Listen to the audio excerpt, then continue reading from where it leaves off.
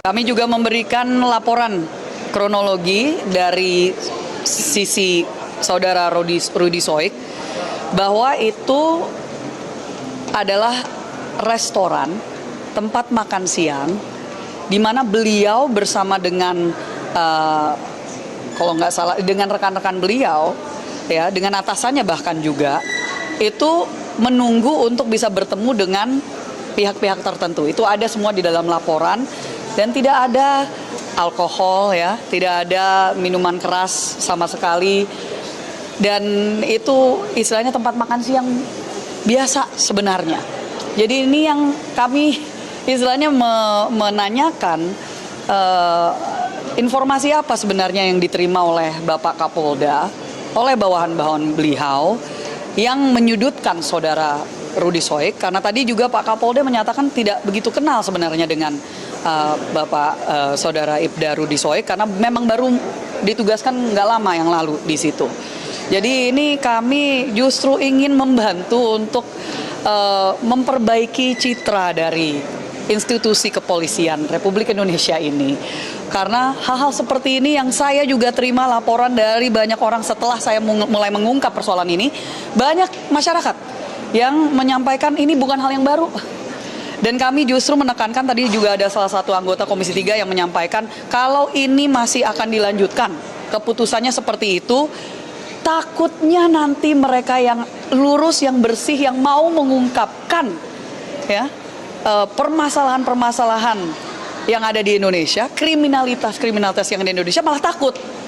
Justru takut nanti karena mereka berhadapan dengan sindikat, dengan mafia, mereka yang akan dikriminalisasi. Ya, jadi ini yang merupakan tanggapan kami. Terima kasih. Mbak, tadi kan sejauh ini saya perhatikan kan sidang masih berlangsung ya. Dan banyak anggota DPR yang bilang mengusulkan agar menganulir PTDH tadi.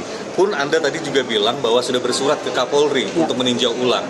Kalau tidak ada tanggapan, Anda sebagai circle dekat dengan Presiden Prabowo akan bersharing nggak dengan Pak Prabowo masalah ini untuk jadi perhatian beliau? Saya sudah melaporkan tentunya hari ini juga bahwa saya sedang melakukan menghadiri RDP di Komisi 3. Saya terus akan menyuarakan. Saya sudah tadi juga bicara dengan pihak Polri.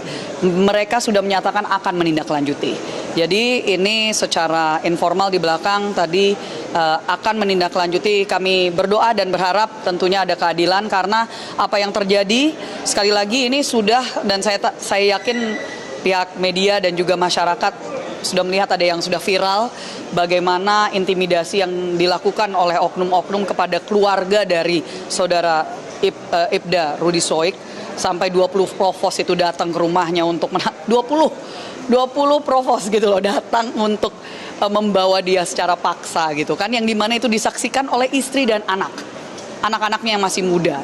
Ya itu kan bisa menjadi sebuah trauma terhadap institusi yang seharusnya melindungi mereka. Dan juga bahkan istrinya juga pernah mengangkat bagaimana dia diberhentikan di tengah jalan gitu ya.